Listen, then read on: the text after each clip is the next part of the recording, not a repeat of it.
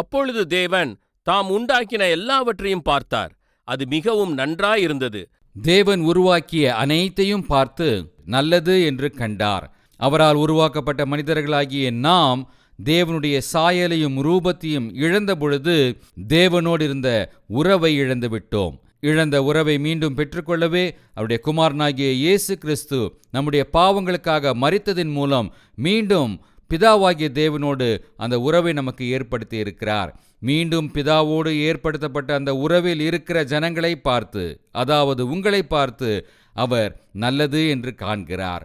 அந்த நம்பிக்கை விசுவாசத்தோடு மகிழ்ச்சியோடு இருதயத்தில் ஆண்டவரை துதித்து ஸ்தோத்தரித்து அவரை ஆராதனை செய்து அவருக்கு சாட்சியுள்ள வாழ்க்கையை வாழ நாம் தீர்மானிக்கும் பொழுது இந்த வாழ்க்கை நமக்கு அர்த்தமுள்ள வாழ்க்கையாய் மாறிவிடும்.